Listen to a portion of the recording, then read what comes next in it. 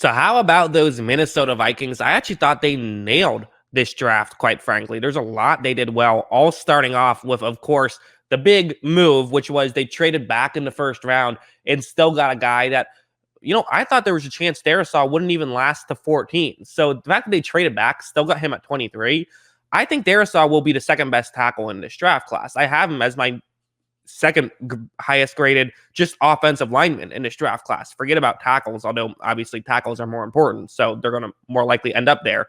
Again, the huge arms, that's really what it largely comes down to. There's a few issues, but at the end of the day, what he's good at tends to translate really well to the NFL, and them improving the offensive line, which has been a much needed issue for a while, specifically pass blocking. Their run blocking is fine. Although, again, I think Dalvin Cook makes their run blocking look a little bit better, but it's still pretty good. I just think Darisaw can really improve a lot, especially in the pass blocking, which is what they needed to improve. So love that pick, but we all love that pick, right? No real hot take there. In the third round, they get my guy, Kellen Mond. I'm a huge fan of Kellen Mond's game. I was so upset that the Buccaneers did not select him just a couple picks earlier and they got Kyle Trask instead, because I think Kellen Mond's awesome. And I hope Kellen Mond gets an opportunity somewhere with some team, whether that's with Minnesota or not. Although, unfortunately, the way for him to get a shot would probably be like an injury from Kirk Cousins, which I don't want to see happen, or they just move on from Kirk Cousins if they like what Kellen Mond can do. But the reality is, I don't think that that's going to really happen unless they're blown away by what Mond does in preseason and training camp and stuff. I think Kirk Cousins is still the guy. I don't think this is like them getting rid of Kirk Cousins. It's just getting a really good backup, and to have so many mid-round picks, why not take one on a guy who I think is a first-round talent? I think he can be a starting level quarterback. So why not get two starting level quarterbacks if you can for a third-round pick? That's just great value. And you also think about way back when Kirk Cousins got drafted, that was the RG3 draft when Washington spent a third-round pick on Kirk Cousins as well, even after they traded up, gave a bunch of assets to get RG3.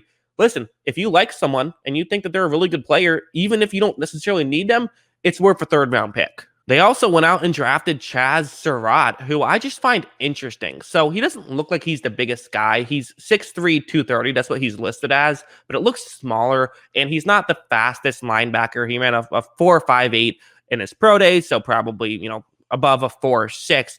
But he's just a violent player who's a good tackle, makes good breaks, is a smart player, and there's just something to how he's always around a football. I don't know what it is, but there's something to that. Some players are always around a football. He's one of those guys, which part of it is IQ, part of it has to be luck, but again, part of it is a skill if you keep doing it. And you notice that on tape is he's always around the ball. He's always getting near there. So it's not something they necessarily need. They have Kendricks, they have Anthony Barr, but getting a third linebacker who, again, it doesn't have to necessarily be a position of need all the time. Sometimes you can just have find a good player, get him there, because what if you have an injury? Well, now you have a player who can step in and play and be pretty good. Or if you do want to run a coverage of three linebackers, you have a guy who can do that. They also went out and drafted Wyatt Davis, guard, who we're getting a bit into the guys that I don't have a ton of, I haven't watched a ton of tape on, but a guy like Wyatt Davis seems like he's a pretty good player, and I think a lot of people thought might go a little bit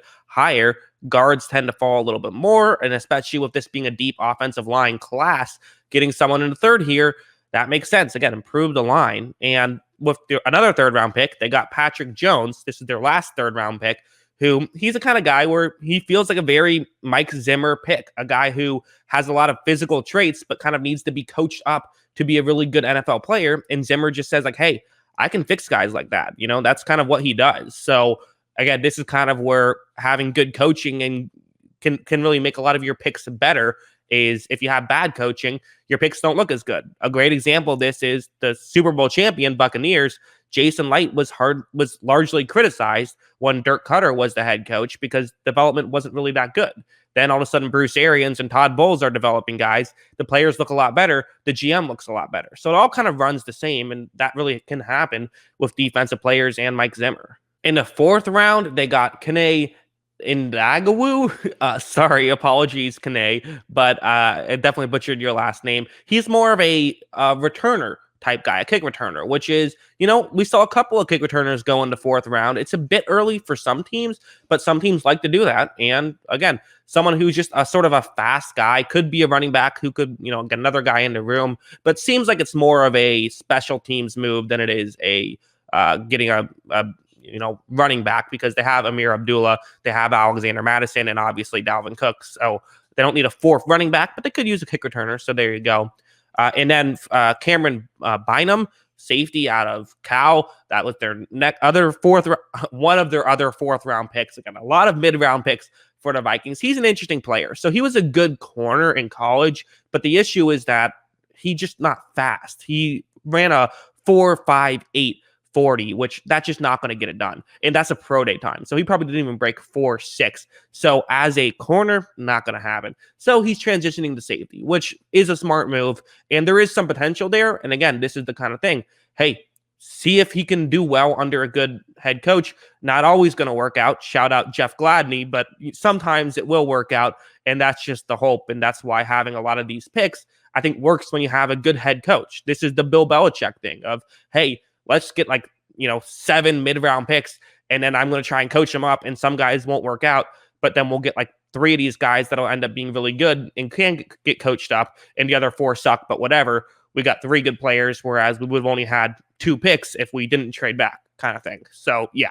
And with their last 4th-round pick, Janeiros Robinson seems like another one of those guys where they're just kind of taking a flyer on. Interesting about him is that he was the only Florida State Seminole who had multiple sacks last year. He had 3, and that led the team and if he had 1 less, it would have still led the team. So that's kind of absurd. So, it's hard to really evaluate him too much. Kind of, again, total flyer pick, which they got a few of these, and they're hoping that a couple work out. I like the strategy. I totally get it, especially when they have so many needs on defense. I like it. And then number 5, the 5th round pick, Amir Smith-Marset. I love this pick. I think this is a guy who can play. They have a couple of starting wide receivers already in Jefferson and, of course, in Adam Thielen. So getting Amir Smith-Marset, another guy who he can win on the outside too. I'm interested in seeing exactly how they use him, because he doesn't necessarily strike me as a slot guy necessarily, which is interesting. But at the same time, I think that, again, his talent is there. And to me, I had a 3rd round grade on him and a high 3rd round grade on him. So I'm surprised he fell all the way to round 5. He's someone who I've watched a lot of tape on, made a film study on. You can check that out. I think this is a steal. And I think he'll start.